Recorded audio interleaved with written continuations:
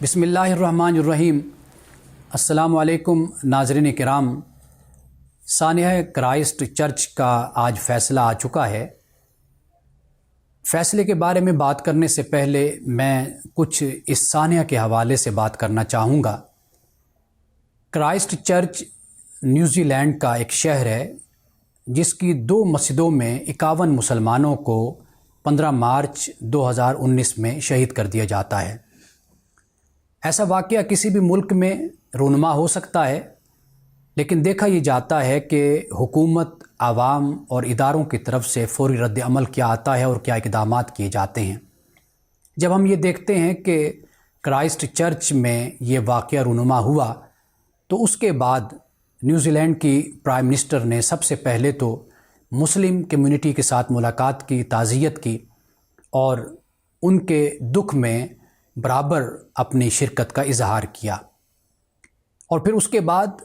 Parliament میں جو خطاب کیا اس خطاب میں واضح طور پر یہ کہا کہ یہ شخص قاتل ہے، مجرم ہے، دہشت گرد ہے، انتہا پسند ہے، اور اس ذہنیت کے جو لوگ ہیں وہ شہرت حاصل کرنے کے لیے، پبلسٹی حاصل کرنے کے لیے اس طرح کا فیصلہ کرتے ہیں، اس طرح کا اقدام کرتے ہیں، کارروائی کرتے ہیں۔ اور پرائم منسٹر نے یہ پارلیمنٹ میں خطاب کرتے ہوئے کہا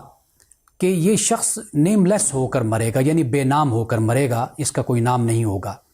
نیوزی لینڈ کی عوام سے بھی میں گزارش ہی کروں گی کہ وہ اس شخص کا کبھی کوئی ذکر نہ کرے، کبھی کوئی نام نہ لے، اس لیے کہ ایسے واقعات رونما ہوتے ہیں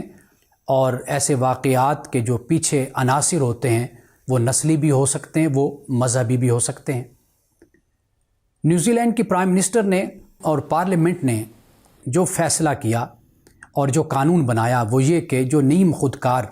ملٹری رائفل ہے اس پر پابندی عائد کر دی گئی، اور قانون بنا دیا گیا کہ اس پر ملک میں استعمال کرنے پہ پابندی ہے،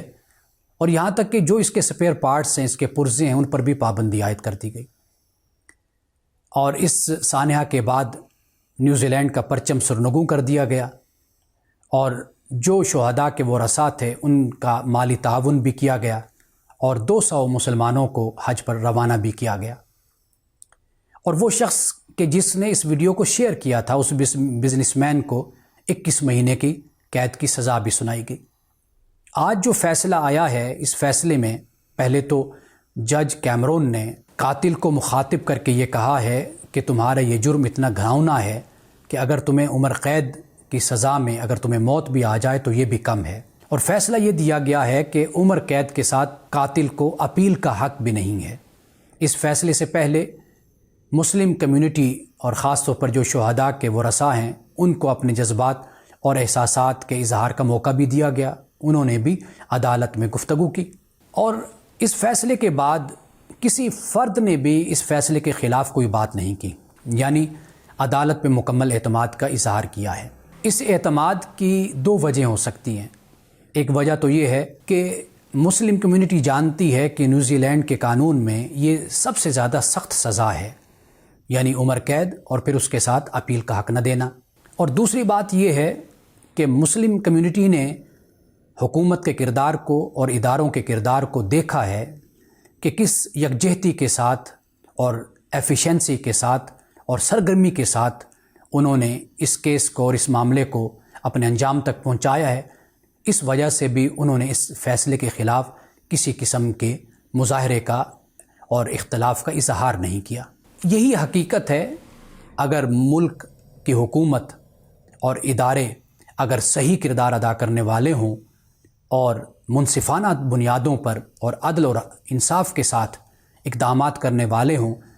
تو اس ملک میں رہنے والی عوام کے دلوں میں ہمیشہ حکومت اور اداروں کا احترام بھی ہوتا ہے، اور کسی قسم کی بددلی اور نفرت ان کے دلوں میں پیدا نہیں ہوتی۔